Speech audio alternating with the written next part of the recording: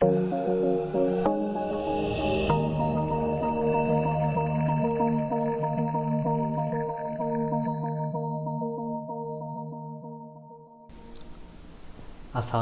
warahmatullahi wabarakatuh. Selamat pagi semuanya. Salam budi luhur. Bertemu lagi dengan saya Eza Perkasa di video perkuliahan mata kuliah teori bahasa otomata pertemuan keempat yang akan membahas tentang penyetaraan NDFA dan DFA. Ya. Jadi di dua pertemuan sebelumnya kita sudah membahas tentang dua jenis FSA atau finite automata, yaitu deterministic finite automata dan non-deterministic finite automata. Nah, ternyata di antara NDFA dan DFA itu dia bisa disetarakan. Ya. Kita akan melihat caranya bagaimana di video kali ini. Ya. Jadi dari mesin NDFA itu bisa dibuat mesin DFA yang setara. Ya. Kenapa? Jadi gini ya, kalau kita mengimplementasikan otomata ini di pemrograman, ya, NDFA itu dia tidak bisa diprogram dengan mudah, sedangkan DFA bisa. Ya. Oleh karena itu, bagaimana kita akan mengubah menjadi yang sulit atau tidak bisa diprogram menjadi yang bisa diprogram dengan mudah. Ya. Nah, setara itu maksudnya apa? Setara itu di sini maksudnya adalah mampu menerima bahasa yang sama. Ya. Contoh implementasinya adalah permainan catur ya, catur yang akhir-akhir ini populer ya, yang memiliki banyak alternatif pada suatu posisi tertentu. Ya. Itu maksudnya seperti itu. Nah, algoritmanya seperti apa dan untuk menyetarakan NDFA dan DFA ini ya. Yang pertama, kita akan buat dulu semua state yang merupakan himpunan bagian dari himpunan state semula ya. Ingat aja konsep himpunan bagian ya. Misalkan kalau jumlah state semulanya itu adalah Q ya, maka jumlah state barunya adalah 2 pangkat Q ya, sama dengan rumus himpunan bagian ya. Nah, lalu tentukanlah statistik state barunya ya. Transisinya akan sama dengan penggabungan set sebelumnya yang berkesesuaian. Ya. Lalu tentukan set awal baru. Ya. Set awal barunya akan sama dengan set awal sebelumnya. Ya. Kemudian tentukanlah set akhir barunya. Set akhir baru yaitu state yang elemennya mengandung set akhir sebelumnya. Ya, seperti itu. Jadi misalnya set akhirnya adalah Q1. Lalu di pembuatan DFA-nya itu ada state lagi yang namanya ada Q1-nya. Maka dia akan menjadi state akhir yang baru juga ya. Jadi state akhir barunya bisa bertambah ya dari NDFA sebelumnya. Kemudian tahap terakhir adalah reduksi state baru yang tercapai oleh state awal baru ya. Maksudnya adalah state baru yang tercapai oleh state awal baru ini adalah state yang memiliki transisi yang dalam petik melawan arus ya. Jadi panahnya itu berlawanan dengan arah transisi state awal baru ya. Nah, contoh soal seperti ini ya. Misalnya saya punya NDFA seperti gambar ini ya. Ini NDFA ya. Tapi saya maunya jadinya DFA. Bagaimana caranya? Perhatikan ya. Nah, pertama-tama kita punya akan bikin dulu tabel transisinya seperti contoh apa? Jawaban ini. Ini jumlah state-nya ada 2 ya. Jadi jumlah state-nya ya. Jumlah state-nya akan menjadi menjadi 2 pangkat 2 yaitu 4 gitu ya. Ada 4 buah yaitu state kosong ya. Ingat ya teori himpunan bagian ya. Kurung terawal tanpa ada set apapun. Kemudian Q0 ini merupakan set awal baru ya, jadi bukan Q0 polos ya, tapi Q0 yang ada kurung terawalnya. Lalu Q1 ini set akhir baru karena apa? Di gambarnya ini dia merupakan state akhir ya, Q1 ya. Kemudian Q0 Q1 ini set akhir baru. Kok bisa ditentukan set akhir baru dari mana? Karena di notasi himpunan ini ada Q1-nya ya, maka dia menjadi set akhir yang baru ya. Maka set akhir barunya akan bertambah menjadi 2 ya. Kemudian cara membuat rambut transisi barunya seperti apa ya? Nah, jadi di sini ya ada konvensi bahwa untuk state kosong itu mau inputnya apapun, transisi apapun tetap akhirnya adalah state kosong ya, tidak ada perubahan ya. Lalu Q0 Q1 ya, kalau kita Q0 Q1 kalau kita transisikan, maka dia akan merupakan hasilnya berupa gabungan dari hasil yang berkesesuaian. Jadi misalnya gini, Q0 kalau di 0 akan jadi Q0 Q1 ya. Sedangkan Q1 kalau di 0 akan jadi kosong ya. Q0 Q1 kalau digabung dengan kosong maka tetap menjadi Q0 Q1 ya. Seperti itu. Lalu Q0 Q1 ke 1 itu hasilnya bagaimana? Kita lihat Q0 dengan 1 hasilnya Q1 ya. Lalu Q1 dengan 1 hasilnya adalah Q0 Q1. Q1 kita gabung dengan Q0 Q1 maka hasilnya menjadi Q0 Q1 ya. Jadi seperti itu. Ya. Nah, baru kita bikin DFA-nya. Ini sudah menjadi DFA ya. DFA-nya menjadi seperti ini. Ya. Nah, ini ya. Jadi seperti ini. Kemudian DFA ini kita akan analisis ya. Apakah ada state yang tidak tercapai dari set awal ya. Ternyata tidak ada. Jadi pekerjaan kita sudah selesai. Inilah DFA hasilnya ya. Jadi Q0 Q1 itu dianggap sebagai satu state ya. Bukan dua state tapi satu state ya, seperti itu.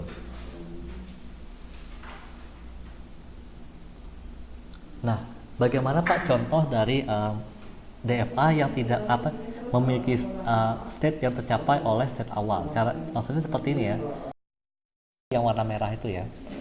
Yang warna merah itu dari Q1 ke Q2, transisinya X mengarah ke Q0 dan Q2 ya.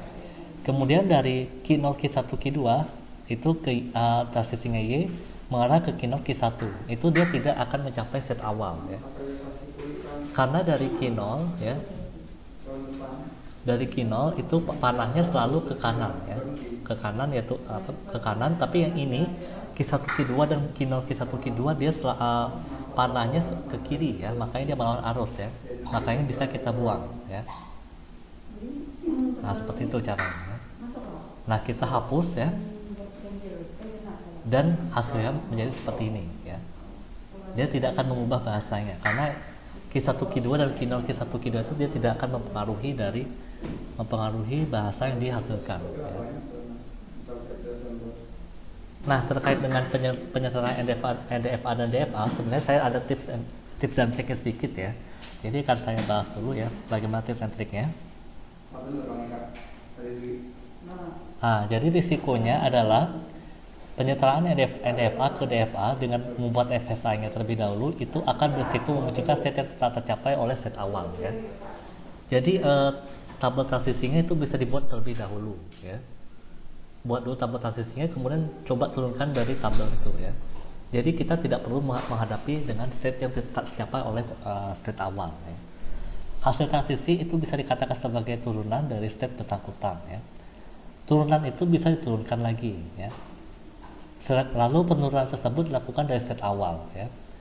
Nah, kemudian state kosong itu akan memiliki turunan state kosong juga. Ingat dari konvensinya. Kemudian state tunggal akan memiliki turunan yang sama dengan turunan semula ya.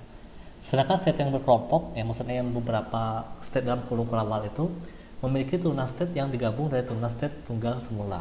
Ya. Nah, contohnya seperti ini ya. Sekilas ya di sini ada 3 state ya, Q0, Q1 dan Q2 ya.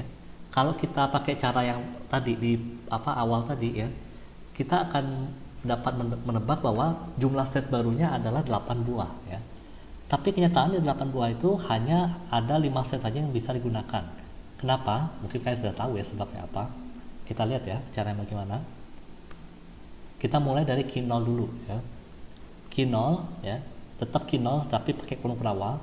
Di sini kalau Q0 ketemu P maka menjadi Q1. Q1-nya akan menjadi state baru ya, diturunkan. Ditulis di bawah ya. Kemudian R, Q0 ketemu R menjadi state kosong, maka state kosong juga tetap tulis ya. Jadinya seperti ini ya. Kemudian state kosong ketemu P maka tetap kosong juga. Lalu kosong dari R menjadi kosong juga ya. Kemudian Q1 ketemu P menjadi kosong. Lalu Q1 sama R ya akan menjadi Q2. Nah, di sini dari 6 hasil ini yang paling baru adalah Q2 ya. Sedangkan yang lain sudah ada hasilnya, maka Q2 ini bisa kita tuliskan di bawah ya, jadi seperti ini ya. Kemudian dari Q2 ya, kalau Q2 ketemu P ya, dia akan menjadi Q0 Q1 ya. Sedangkan Q2 ketemu R maka akan menjadi Q1 ya. Di sini yang paling baru adalah Q0 Q1 ya. Ingat Q0 Q1 itu dianggap sebagai state yang berbeda ya. Maka Q0 Q1 bisa kita turunkan di tabel ya seperti ini ya. Sedangkan Q1-nya tidak, karena Q1 sudah ada ya. Kemudian Q0 Q1 kalau ketemu P ya, ingat caranya. Q0 ke P maka akan menjadi Q1 ya. Sedangkan Q1 ke P maka akan menjadi kosong ya. Maka Q1 digabung dengan kosong maka hasilnya adalah Q1 ya, seperti itu. Kemudian Q0 Q1 ke R. Q0 ke R hasilnya adalah kosong. Lalu Q1 ke R hasilnya adalah Q2. Maka kosong digabungkan dengan Q2 hasilnya adalah Q2 ya. Maka kita lihat lagi, Q1 sudah ada ya di tabel ini, di sini di sebelah kiri ya, paling kiri Q1 sudah ada, dan Q2 pun sudah ada di sebelah kirinya. Maka pekerjaan kita sudah selesai. Nah, coba kalian hitung ada berapa state ya. Ada 1, 2, 3, 4, 5. Nah, tadi sudah saya bilang ada 5 ya. Bukan 8 tapi 5. Jadi 3 state tidak digunakan ya. Nah, ini jadi hasil akhirnya seperti ini ya. Jadi setelah kita bikin tabel transisinya, baru kita bikin DFA-nya seperti apa. Itu saja tipsnya, kita akan balik ke materi ya.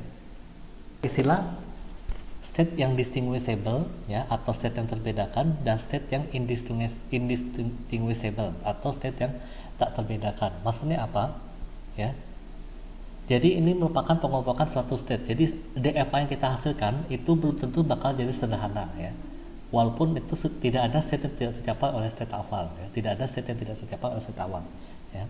Jadi caranya bagaimana ya? Tentu saja yang pertama hapus semua state yang tak dapat dicapai oleh state awal ya.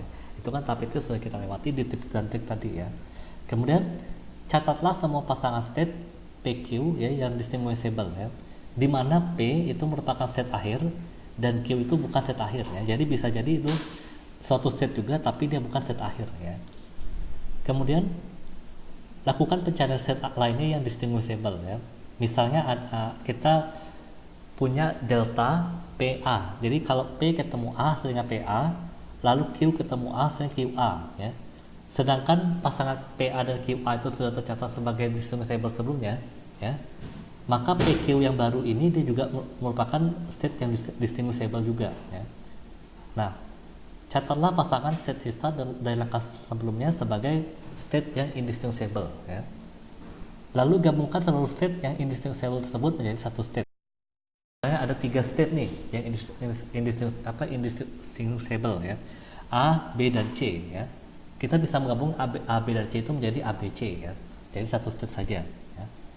Kemudian sesuaikanlah transisi dari dan ke state-state yang telah digabung ya. Seperti itu. Jadi misalnya ada 0, ada 1, maka menjadi 0 dan 1 ya. Kalau cuma 0 saja maka transisi tetap 0 ya, seperti itu. Nah, contoh soalnya seperti ini. Misalnya anggap saja ini DFA yang sudah terbentuk dari hasil penyetaraan NDFA ke DFA ya. Kita akan menyedarkan DFA ini bagaimana ya. Kita cek dulu ya. Di sini ada nggak state yang tidak tercapai oleh state awal ya? Tidak ada ya. Ternyata tidak ada. Karena tidak ada yang melawan arus ya. Nah, pasangan state yang distinguishable ya, yaitu AE ya.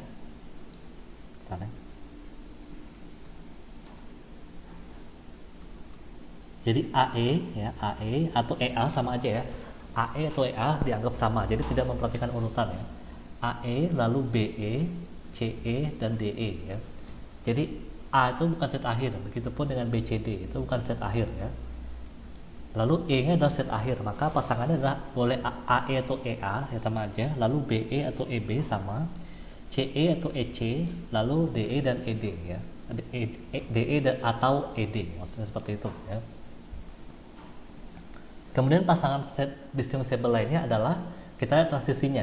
Untuk AB ya, kita periksa dari kalau A ketemu 1 maka akan menjadi D ya.